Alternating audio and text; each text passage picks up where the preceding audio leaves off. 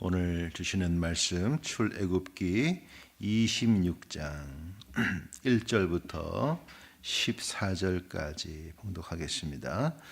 너는 성막을 만들되 가늘게 꼰 배실과 청색, 자색, 홍색 실로 그들을 정교하게 수놓은 10폭의 휘장을 만들지니 매 폭의 길이는 28규빗, 너비는 4규빗으로 각 폭의 장단을 갖게 하고 그 휘장 5폭을 서로 연결하며 다른 5폭도 서로 연결하고 그 휘장을 이을 끝폭가에 청색 고를 만들며 이어질 다른 끝폭가에도 그와 같이 하고 휘장 끝 봇가에 고 신계를 달며 다른 휘장 끝 봇가에도 고 신계를 달고 그 고들을 서로 마주보게 하고 금 갈고리 50개를 만들고 그 갈고리로 휘장을 연결하여 한 성막을 이룰지며 그 성막을 덮는 막 곧 휘장을 염소털로 만들되 11폭을 만들지며 각 폭의 길이는 30규빗, 너비는 4규빗으로 11폭의 길이를 갖게 하고 그 휘장 5폭을 서로 연결하며 또 6폭을 서로 연결하고 그 6째 폭 절반은 성막 전면에 접어 드리우고 휘장을 이을 끝폭가에 고 50개를 달며 다른 이를 끝폭가에도 고 50개를 달고 놋 갈고리 50개를 만들고 그 갈고리로 그 고를 꿰어 연결하여 한 막이 되게 하고 그 막 곧 휘장의 그 나머지 반폭은 성막 뒤에 늘어뜨리고 막 곧 휘장의 길이에 남은 것은 이쪽에 한 규빗 저쪽에 한 규빗씩 성막 좌우 양쪽에 옆에 덮어 늘어뜨리고 붉은 물들인 순양의 가죽으로 막의 덮개를 만들고 해달의 가죽으로 그 윗덮개를 만들지니라. 아멘. 살아계신 하나님의 말씀입니다. 자, 오늘 봉독하신 말씀은 우리 성소, 하나님께서 모세에게 만들라 하신 이 성소 중에서 지성소와 성소를 덮는 뭐라고 할까요? 덮개라고 할 수 있겠죠. 우리 옛 개역 한글판에서는 앙장이라는 단어를 쓰셨는데 우리 개역 개정판이 나오면서 이것을 휘장이라 이렇게 바꿨습니다. 근데 이제 휘장이라는 것이 또 하나 있는데 그것이 이제 나중에 나오는 지성소와 성소를 막는 휘장과 또 성소와 성소뜰을 또 이렇게 구분짓는 휘장, 이 두 가지 휘장이 나오죠. 그래서 이제 같은 휘장이라는 한국 언어를 쓰다 보니까 이게 좀 혼란이 오는 것 같아요. 개인적으로는 이전에 앙장이라고 했던 단어가 더 좋지 않은가 그런 마음이 드는데 어쨌거나 오늘 봉독하신 이 14절까지의 말씀은 이 성소를 덮는 이 덮개라고 보시면 되겠습니다. 한번 인터넷에 들어가면 찾아보세요. 제가 한번 그런 말씀을 드렸는데 이게 이제 글로 읽다 보면 이게 도대체 무슨 말인가 정신이 약간 혼미해지고 잘 이해가 안 되는데 오늘 이 덮개에 대해서도 한번 인터넷을 찾아보시면 거기 그림을 보실 수가 있겠습니다. 이 하나님의 성막은 이동 가능한 것이기 때문에 하나님이 이제 구름 기둥이 멈추면 바로 그 자리에 이제 레위인들이 메고 온 또 지고 온 것들을 다 이제 풀어서 다시 조립을 하고 또 구름 기둥이 움직이면 또 그걸 다 해체를 해가지고 또 이동을 하고 그래서 이 이동성을 염두에 두시면서 성막을 이제 이해하시면 이해에 좀 도움이 되실 겁니다. 우리 25장에서 이 성물을 이렇게 만들라 하시고 가장 먼저 말씀하신 게 뭐였죠? 하나님의 돌판을 담은 법궤를 이렇게 만들라.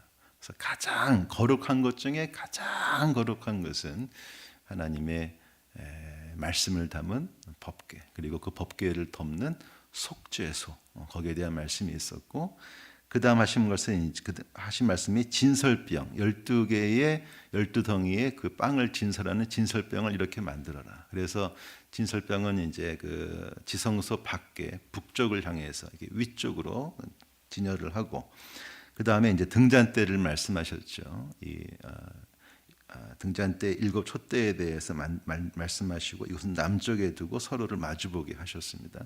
그러니까 이제 이 순서를 보면은 가장 거룩한 지성소에서 이제 성막 뜰로 쭉 나오는 순서라는 것을 볼 수가 있습니다. 그래서 이 세 가지의 어떻게 보면 가장 거룩한 성물을 말씀하시고 오늘 하시는 말씀이 이제 그 덮개에 대한 말씀을 하시는 것입니다. 그래서 성소는 보통 지성소와 성소로 나누어져 있었는데 이 덮개는 지성소와 성소 모두를 덮는 천임을 알 수가 있고요. 자, 그래서 한번 우리 다시 한번 보겠습니다. 다시 읽지는 않겠습니다. 눈으로 한번 따라와 보시기를 바랍니다. 1절에 보시면 성막을 만들고 이 앙장, 이 휘장의 재료에 대해서 말씀을 하시는데 여기 보면은 여러 가지 실의 모습이 나옵니다. 우리 그 앞장에서 출애굽기 24장에서 25장 그 앞부분에서 백성들로 하여금 성막의 재료를 가지고 오라 이렇게 명했을 때 백성들이 가지고 온 것 중에 25장 4절을 보면 청색, 자색, 홍색 실과 가는 배실과 염소털, 붉은 물들인 순양의 가죽, 해달의 가죽 이렇게 나오잖아요. 이게 다 오늘 읽으신 덮개의 재료가 됩니다. 우리가 보통 성막의 덮개다, 앙장이다 그러면은 하나라고 생각을 하는데 오늘 읽으시면서 모두 몇 개가 나오죠? 덮개가 이해가 좀 어려우셨죠? 모두 4개가 나옵니다. 4개. 그래서 성막을 덮는 이 덮개는 자 오늘 중요한 거 배웁니다. 하나가 아니고 모두 4개의 휘장이다, 4개의 앙장이다 이렇게 이해하시면 되겠습니다. 그래서 가장 먼저 나오는 덮개는 여기 나오는 가늘게 꼰 배실, 청색, 자색, 홍색 실로 이렇게 정교하게 마치 그 양탄자를 짜는 것처럼 그 날줄과 시줄이라고 그러죠. 정성껏. 근데 그 천으로 이것을 짤 때 무슨 형상을 만들라? 여기 보면은 그룹을 정교하게 수놓아라 이렇게 말씀하셔요. 그룹이라는 것은 뭡니까? 하나님의 천사죠. 영적인 존재인 하나님의 천사. 이 하나님의 임재와 보호를 상징하는 그 하나님의 천사를 그려놓아라, 새겨놓아라 이렇게 말씀을 하십니다. 자, 이것을 그냥 쫙 큰 덮개로 한꺼번에 만들지 말고 모두 몇 개를 만들라? 10개를 만들라. 그래서 10폭을 만들라.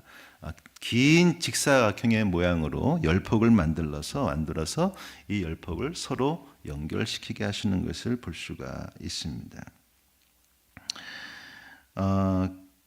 그래서 거기 보면은 그 다음 자리죠. 2절에 보면은 매 폭의 길이는 28규빗, 넓이는 4규빗. 그래서 각 폭의 장단을 똑같이 하는 10폭의 휘장을 따로따로 만들라. 그래서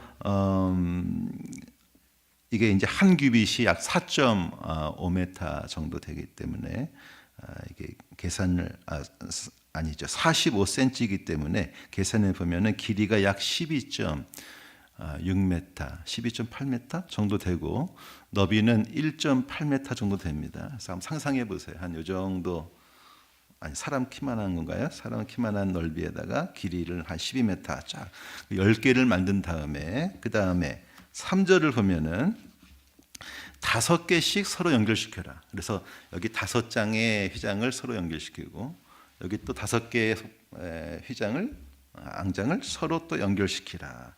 이렇게 말씀하고 큰 덩어리 2개를 만들게 하고 자, 그 다음에 4절을 보면은 그 5개의 끝자락에 청색 실로 된 청색의 고를 만들라. 고라는 것은 고리입니다. 고리. 영어로 루프라고 하는 그래서 무엇인가를 달 수 있는 고리를 모두 50개를 만들어서 한쪽 휘장 끝에 또 반대쪽 휘장 끝에 또 50개. 그래서 이 5개씩 묶은 휘장 2개를 고리를 마주보게 해서 맞닿게 해서 이렇게 한 다음에 그 다음에 뭐를 가지고 이 고를 연결시키죠?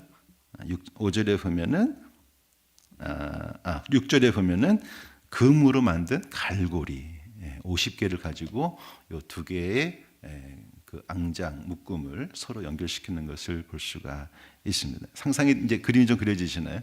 그래서 이 두 묶음을 만드시는 것은 아까 말한 것처럼 이동에 편리하기 위해서 언제든지 하나님이 움직이자 이러면 바로 고리 풀어가지고 덮개를 벗겨가지고 이렇게 이동할 수 있도록 그렇게 만드는 것을 볼 수가 있습니다.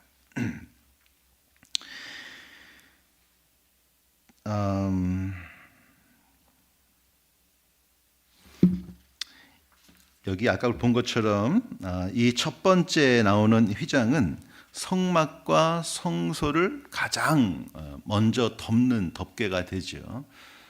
우리 이제 뒤에 보겠지만 이 지성소와 성소를 만드실 때는 어떤 나무나 어떤 다른 재료로 지붕을 만들어라 그런 말씀이 없습니다.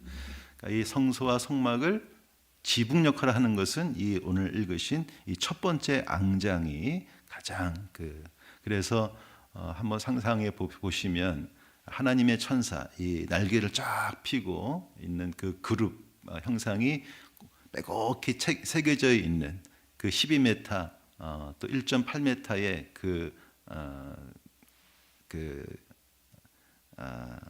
아니죠. 이게 50개씩 하니까 전체 길이는 훨씬 이제 넓었겠죠. 10폭을 재면은 18m가 되는군요. 그래서 이 18m에 많은 그룹이 있는 천이 이 지성소와 성소를 덮고 있는 것을 상상해 볼 수가 있겠습니다. 하나님의 임재를 말할 수가 있겠지요. 자, 이것이 첫 번째 앙장이고요. 자, 7절 이하에는 두 번째 앙장이 나옵니다. 보시면은 첫 번째는 이 실로 만들었지만 두 번째는 뭘로 만듭니까? 염소털로 만듭니다. 염소털.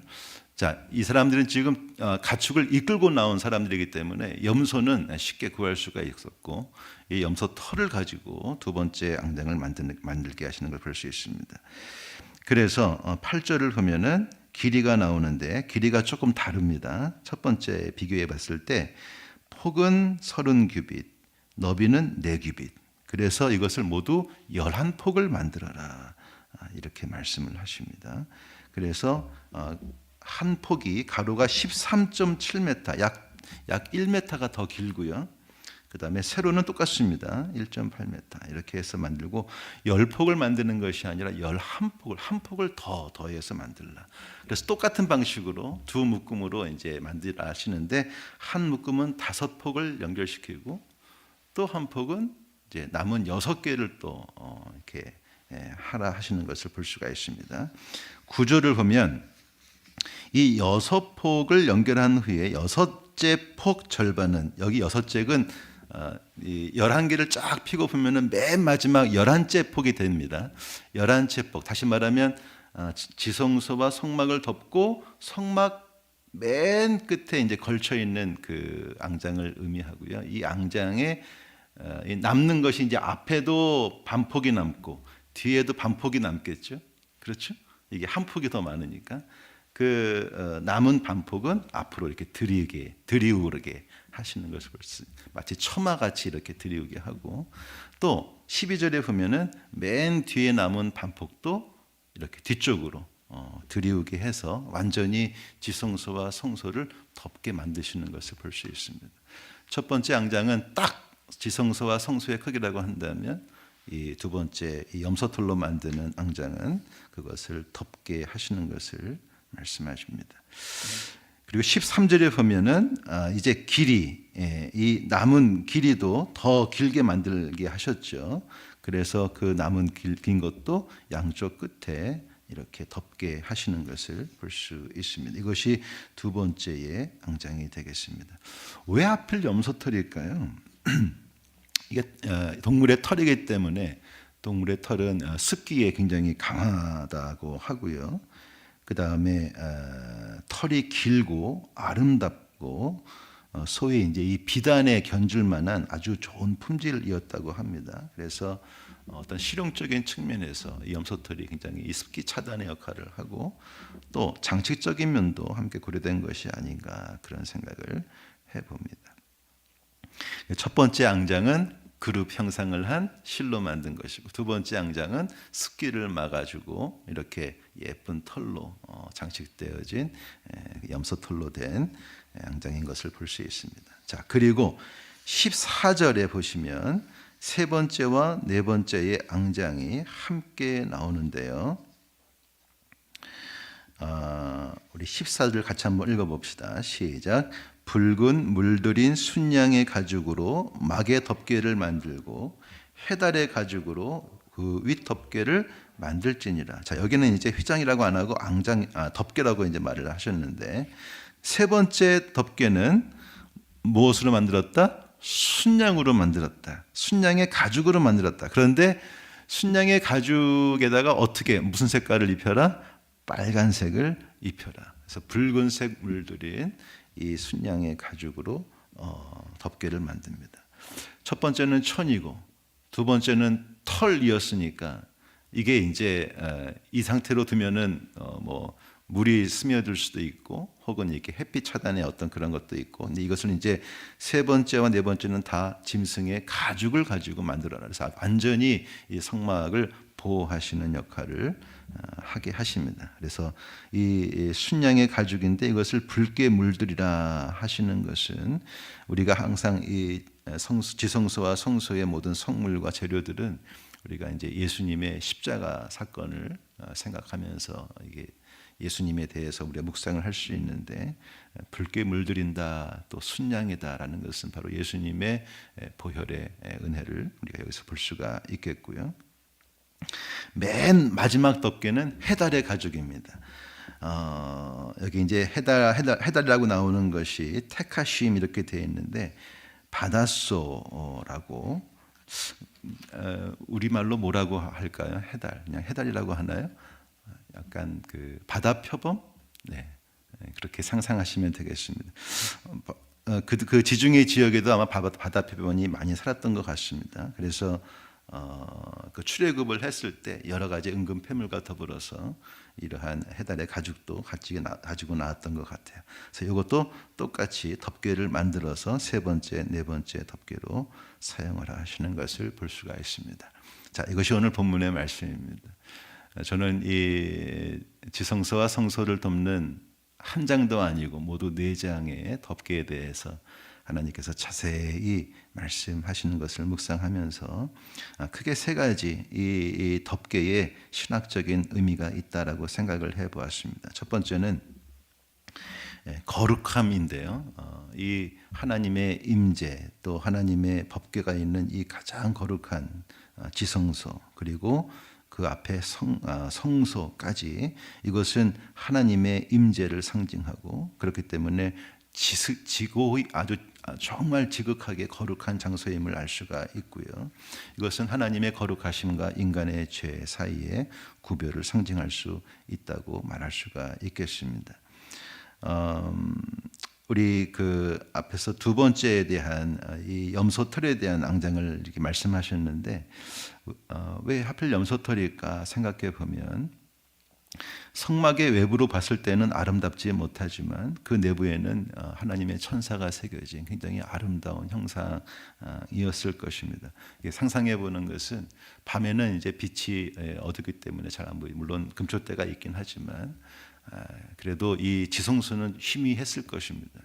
그러나 이제 아침 해가 펴쳐서 동쪽에 나 있는 그 문을 향해서 햇빛이 쫙 비쳤을 때 첫 번째 그 휘장을 지나고 두 번째 그 휘장을 지났을 때 그 빛이 지성소를 이렇게 비출 때 그 천장에 그 하나님의 그룹의 모습이 얼마나 아름다웠을까 그런 생각을 한번 해보고요. 그래서 하나님의 이 거룩한 상징을 우리가 이제 임재를 상징한다라고 할 수 있습니다. 하지만 이 염소털이라는 것은 그거 겉으로 보기에는 뭐 별거 아닌 거죠. 그냥 이렇게 짐승의 털인데 그 안에는 그룹이 새겨져 있는 아름다운 것임을 상상할 수가 있겠습니다. 이것은 곧 성도의 겉사람은 후패하여도 속사람은 날로 새롭다고 하는 고린도후서 4장의 말씀을 우리에게 말씀하시는 것이 아닌가 싶습니다. 사람들은 오히려 세상 사람들은 속은 부패하고 겉은 회칠한 무덤처럼 꾸미려고 하는 게 인간의 속성인데 하나님의 성막은 그렇지 않다는 거죠. 겉은 조금 후패해 보이고 낡아 보이지만 그 안에는 지극히 거룩한 하나님의 임재가 있다라는 것을 알 수가 있습니다. 그래서 이 거룩함 그리고 하나님의 거룩함과 인간의 죄됨을 구별해주는 그것이 바로 이 덮개다라는 의미를 말할 수가 있겠고, 두 번째 의미는 보호하심입니다. 보호하심. 그래서 한 장도 아니고 무려 넉 장의 휘장을 만들라 하셔서 습기도 막아주시고 햇빛도 차단시켜주시고 어떤 강한 바람에도 이 지성소와 성막을 보호하시는, 그래서 광야 생활에서 이 성막은 이 앙장은 이러한 물리적인 자연재해로부터 이스라엘 백성을 막아주시는, 보호해주시는 영적인 보호를 상징한다라고 말할 수가 있겠습니다. 세 번째는 이동성입니다. 이동성. 아까 말한 것처럼 금고리 50개를 만들어서 연결시켜라. 언제든지 풀어가지고 이동할 수 있도록 하시는 것을 보면서 언제 어디서나 하나님은 우리와 함께 하시고 우리의 길에 함께 하시고 인도하신다라는 이 하나님의 성소의 이동성을 다시 한번 상상해 볼 수가 있겠습니다. 나중에 이 성막 제도가 솔로몬 시대의 성전으로 이제 건축이 되어지고, 근데 그때 분명히 하나님이 말씀하셨죠. 또 솔로몬도 하나님 앞에 기도하면서 고백했습니다. 하나님을 어찌 이 건물 하나가 담을 수가 있겠습니까? 라고 인정하면서 이제 기도를 하는 것이, 그러나 하나님 이곳에 임재하셔서 이스라엘 백성들이 간절히 기도할 때 응답을 주시고 이 나라가 어려움에 빠졌을 때 이 나라를 돌보아 주시고 이제 그런 간절한 기도를 드리지 않습니까? 근데 그 솔로몬의 진실된 고백이 나중에는 변질이 되죠. 그래서 이 성전이라는 것이 말 그대로 하나님을 가두어 버리는 그러한 결과를 낳게 됩니다. 이게 이제 성전 지상주의인데 성전 자체가 하나의 숭배 대상이 되는 것이죠. 근데 하나님은 절대로 그런 것을 의도하지 않으셨습니다. 성막을 만드실 때도 물론 내가 여기 임하지만 나는 여기에 갇히는 존재가 아니다. 성전을 만드실 때도 나는 물론 당연히 이곳에 임해서 너희의 기도를 듣겠지만 나는 이곳에 갇히는 존재가 아니다. 절대 오해하지 말아라. 예수님께서 이 땅에 오셔서 성전을 향해서 눈물을 흘리면서 그 장차 이 예루살렘 성전, 그때는 이제 헤롯 성전이었죠. 헤롯 성전이 어떻게 무너질 것을 예수님은 보셨고 그걸 또 예언하셨죠. 참 우리에게 시사하는 바가 큰 것 같아요. 성전이라는 것이 무엇일까? 눈에 보이는 건물이 성전이 전부일까? 절대 성경은 그렇게 말씀하지 않으십니다. 하나님이 거하시는 거룩한 성전, 건물로 지어진 성전이 있지만 그것보다 몇 배 더 중요한 것은 눈에 보이지 아니하는 저와 여러분 한 사람 한 사람이 하나님의 임재를 담아내는 그러한 거룩한 성전으로 지어져 가는 것이야말로 더욱더 중요한 것임을 여러분 믿으시기를 바랍니다. 사도행전 그 스데반 집사님의 설교 말씀 보면은 이 출애굽의 이 이야기를 쭉 읊으면서 표현하시는 단어 중에 광야교회라는 표현을 하십니다. 광야교회다. 참 재밌는 표현이죠. 광야의 성막을 의미하는 겁니다. 이스라엘 백성 전체를 의미하는데 하나님이 임재하시고 하나님이 언제나 보호하신 그 공동체와 그 성막은 교회였다는 거예요. 근데 이 교회는 움직일 수 있는 교회다. 움직일 수 있는.